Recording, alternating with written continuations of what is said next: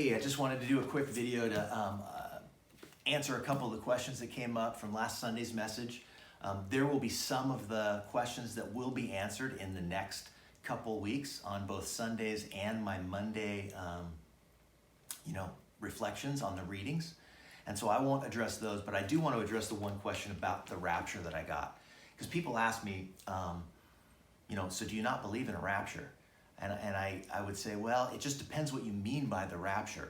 If what you mean by the rapture is that somewhere in the middle of the tribulation, God is going, or at the beginning or the end of the tribulation, God is going to snatch up all the Christians, and it's going to be this kind of thing where planes fall out of the sky and cars crash into the wall and all this kind of stuff because all the Christians disappear. No, I don't believe the Bible teaches that at all. I believe that's a story that was made up pretty much by Hal Lindsey and the people of the late great planet Earth. I do believe in this one passage that speaks of being caught up with the Lord in the air, and that's a passage in 1 Thessalonians, but I don't think it's talking about that kind of a rapture. First of all, I don't believe in that kind of a rapture because, the place where they get that idea is from the passage that I preached last Sunday, and I don't think that passage is about that. The place where they get the idea for the Great Tribulation is in a passage that I'm talk about in one of the Mondays coming up. It's in Luke 21 and Matthew 24 and Mark 13. But the kind of a rapture that I do believe in is what it talks about here in 1 Thessalonians, 1 Thessalonians chapter 4. And it says this, but again, pay attention to the context because the context is everything. Paul's writing to the Thessalonians, and just listen to what he says. He says, brothers and sisters, we do not want you to be uninformed about those who fall asleep in death, so that you do not grieve like the rest of mankind who have no hope. For we believe that Jesus died and rose again, and so we believe that God will bring with Jesus those who have fallen asleep in him. Fallen asleep is a euphemism for died. According to the Lord's word, we tell you that we who are still alive, who are left until the coming of the Lord, will certainly not precede those who have fallen asleep.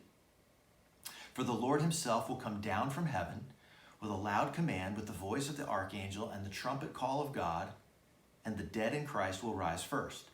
Now stop there. The dead in Christ will rise first. For there to be a rapture according to this, the event that this talks about, which is where we get the word rapture from, even though it's not used here, but it's the idea of being snatched up or caught up. It says it'll happen when the Lord himself comes down from heaven, which is the way that he's going to return at the final return of Christ, with a loud command. So this isn't going to be secret. This is going to be like out loud, right? There's a loud command. There's a voice of an archangel. I don't know what that sounds like, but it's probably pretty loud. And the trumpet call of God. Those are some loud things, not a secret rapture of the church that all of a sudden people are snatched up and everybody wonders where'd they go. And you've been left behind.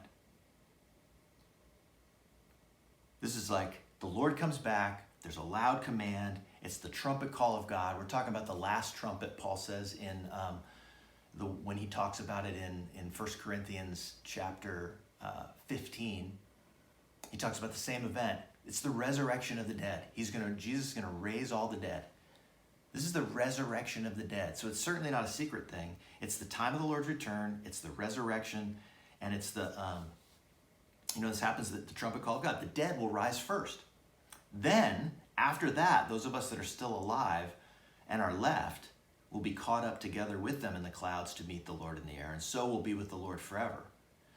So whatever this catching up in the air and being with the Lord forever, this is the end. This is not somewhere in the middle of a tribulation that happened 2,000 years ago. This is the end. This is when Christ comes back at the resurrection, the last day. This is what we look forward to. It's the blessed hope is Christ's return, not our secret rapture. It's Christ's return. And the imagery of being caught up to him in the clouds to meet him in the air is this imagery of how, when the emperor would come back to Rome, the people would all go out to meet him with a big parade. And that's us going to meet him in a big parade. But it's not just so that we can go up to heaven. We meet him in the clouds, and he's creating a new heavens and a new earth. He brings heaven down to earth. The pictures at the end of the book of Revelation is that the holy city, the New Jerusalem, comes down out of heaven. And so we can talk more about all those things at some point. But do I believe in a rapture? If it looks like that, then yes.